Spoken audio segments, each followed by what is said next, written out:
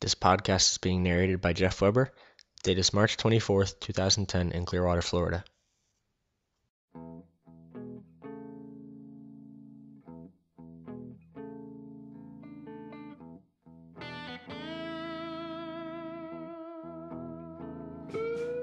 According to etfinancial.com, alternative fuels are fuels that can replace ordinary gasoline.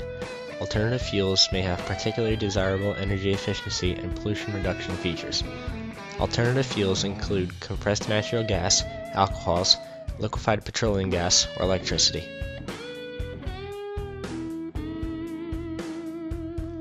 The most common form of alternative fuel we see in America is the hybrid car, such as the familiar Toyota Prius or Ford Escape hybrid.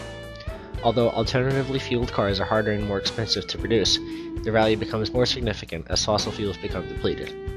And as alternative fuels cars become more utilized, dependency on gasoline will diminish, thus saving natural resources and limiting harmful pollutants.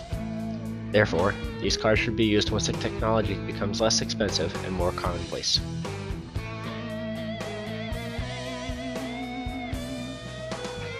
One possible alternative fuel is ethanol. One advantage of ethanol is that there's plenty of corn and other plants in the US available to make ethanol. Therefore, this is a renewable source, whereas standard gasoline is not a renewable source. Ethanol can be made from things like corn, barley, citrus plants, and even wood pulp. These plants all contain cellulose, which is the main property that allows ethanol to be made. To make ethanol, the plants are grinded down into a fine powder, and then water and an enzyme called alpha-amylase are added to the mixture. The mixture is then heated and cooled to break down the starch, before adding another enzyme called glucoamylase, which helps in the process of separating the starch. After the mixture is fermented, the ethanol in the mix is vaporized into a separate container. The remaining grains from the mix are used in dog feed for its nutritional value. The carbon dioxide leftovers are used to make carbonated beverages. The ethanol then is mixed with a small amount of gasoline and sold to an ethanol fueling station. But, despite many advantages, ethanol has its disadvantages. It is less powerful than gasoline and would lower fuel mileage anywhere from 30 to 40%. It could also increase smog in crowded urban areas.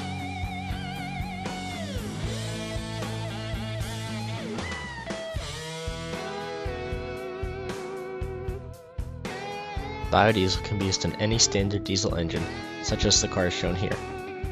Biodiesel is considered to be a renewable source because oils for the biodiesel continue to be produced, and this is the main ingredient in the fuel. Some of the oils used to make biodiesel are vegetable oil, canola oil, animal fat, and even standard cooking grease. In order to make biodiesel, one must first mix sodium hydroxide with methanol. This mixture is then added to the vegetable oil or grease, which is the main component of the fuel. The mixture is heated and then blended, then it sits for a few days. This process removes the glycerin from the fuel. After a final filtering, the fuel is ready to be used in a car. Biodiesel has improved mileages over standard gasoline cars, but this is less fuel efficient than standard diesel engines, which has prevented many diesel car owners from switching to biodiesel. Also, biodiesel is known to cause problems in fuel systems after extended use.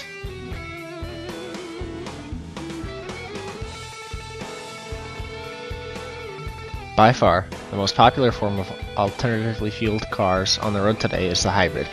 When most people think of a hybrid car, they think of the Prius, and for a good reason. Over 1.2 million Priuses have been sold to date. It is the most frequently occurring hybrid on the road today. The batteries in this hybrid are nickel-lithium, rather than the lithium-ion batteries used in standard cars. Hybrid cars work by using a combination of battery-powered electric motors and a standard internal combustion engine. At low speeds, the hybrid is driven by all or most of the electric motors.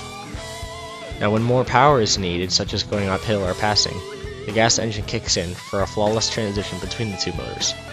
The nice thing about the hybrid cars is that the battery is automatically charged when their brakes are engaged, leaving the battery fully charged when need be.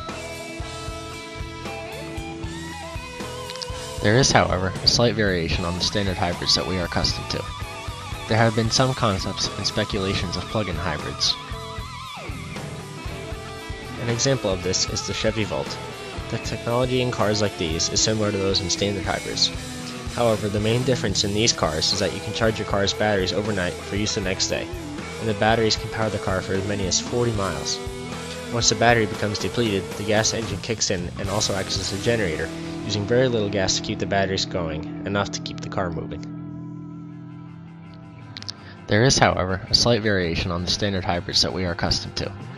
There have been some concepts and speculations of plug-in hybrids. Charging the car overnight draws very little power from the power grid. Plug-in hybrids also get better fuel mileage than standard hybrids, especially at short distances, because they only use electricity until the battery dies. Also, there are fewer emissions than standard gas engines, as well as hybrids. Another possibility in the future is a completely electric car. Unfortunately, producing batteries for plug-in hybrids and electric cars is very expensive, and most are unfit for mass production at this point. The battery packs are also extremely heavy and add a lot of weight to the car. They could also take up a lot of space, therefore the entire car would have to be designed around the batteries, and there would not be much extra room for cargo space.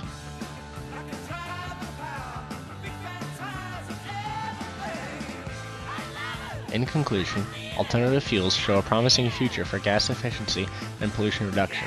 However, at this point in time, conventional cars will remain the standard, as alternative fuels become lower in cost over time, making them a more suitable option in the years to come.